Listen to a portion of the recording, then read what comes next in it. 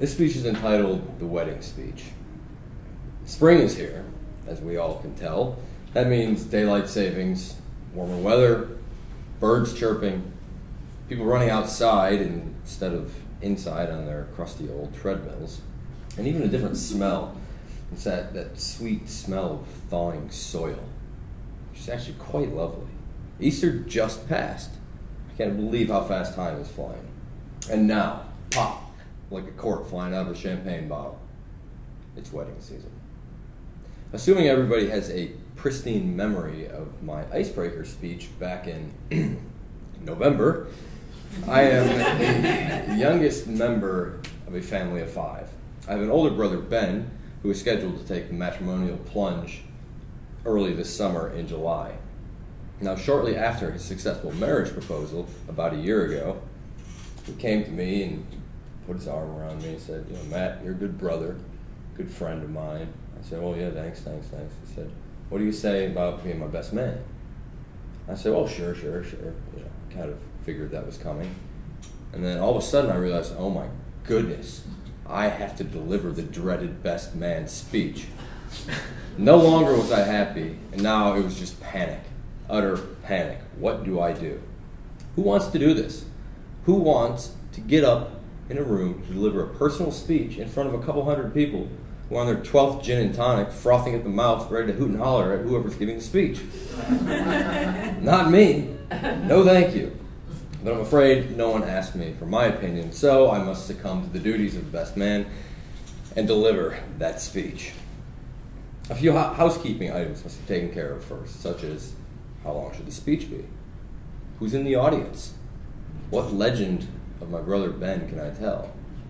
But most importantly, just how far can I push the envelope before grandmother Edna writes me out of the will?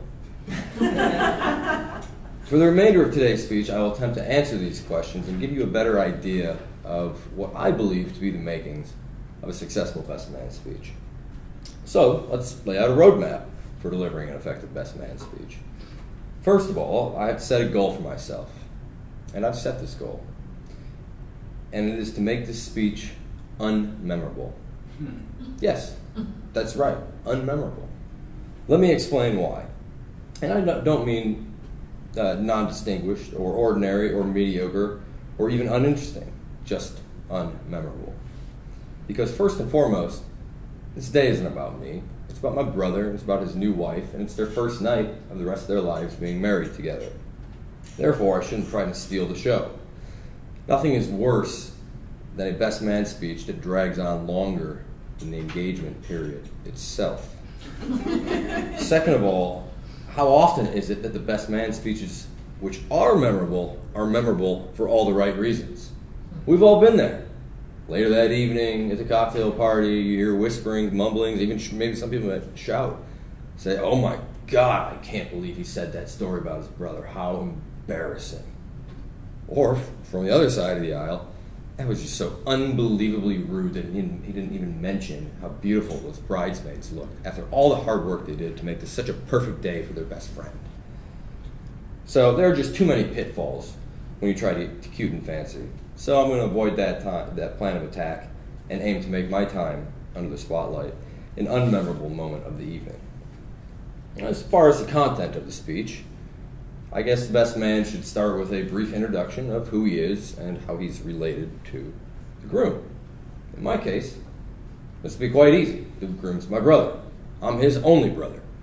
So even if he doesn't like me very much, I get the nod to be the best man due to default.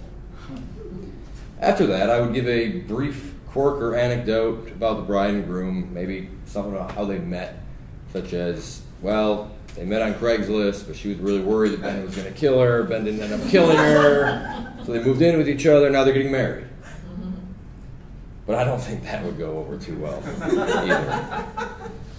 And keeping with my aim of making this an unmemorable speech, I must walk a tight line of achieving an appropriate level of humor. What am I going to look at first when thinking about what this line should be? Kids. Are there kids in the audience? And if so, how old are they? And keeping with age, on the flip side, Are there any really stiff old people in the crowd who haven't cracked a smile since Johnny Carson ruled the airwaves at NBC over 30 years ago? By making this unmemorable, I think I should play the humor card with careful precision. But unfortunately, I may have little playing to do since I am the least humorous person I know. So what does that leave me with? Ah, yes, the personal touch approach. I will go on and on about how my brother and his wife have touched me deeply and how I cherish every moment I spend with them as if it was my last. I can't even say that with a straight face.